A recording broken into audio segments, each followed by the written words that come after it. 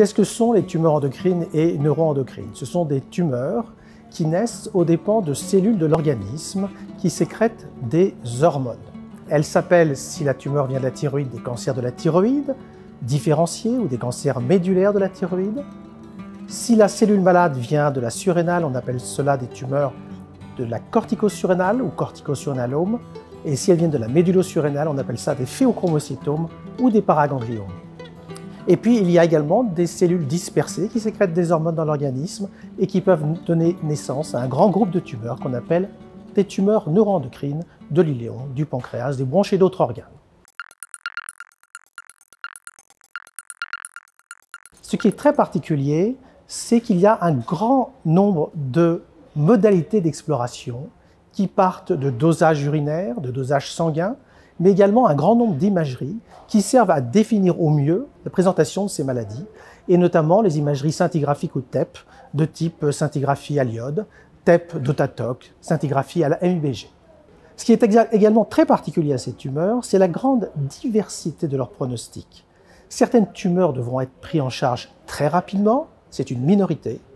La grande majorité ont des évolutions bien plus lentes, indolentes, amenant à une prise en charge thérapeutique extrêmement variée. Trois grands types d'actions. L'urgence thérapeutique, les patients sont traités dans les 7 à 15 jours. Dans le grand groupe des autres tumeurs endocrines, on a en général du temps pour bien caractériser la tumeur et décider de la prise en charge. On peut parfois ne rien faire, même si les gens sont opérables. On peut parfois décider uniquement de faire des traitements locaux, pendant parfois de longues années. Et puis enfin, quand la tumeur est résistante, continue à progresser, proposer des actions thérapeutiques.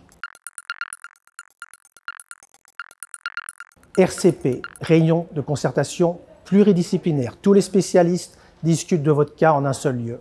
Centre de référence. Gustave Roussy est un centre de référence de la prise en charge des tumeurs endocrines et neuroendocrines.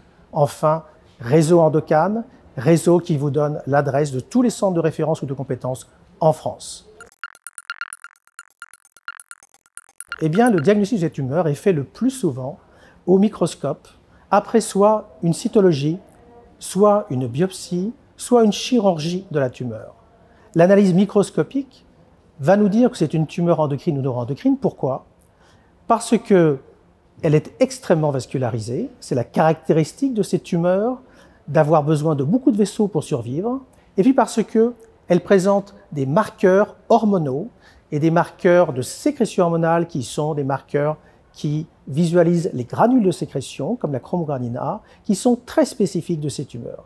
Ainsi, l'anatomopathologiste, après l'analyse microscopique et un complément d'analyse immunohistochimique, va nous affirmer que nous sommes devant une tumeur endocrine ou neuroendocrine.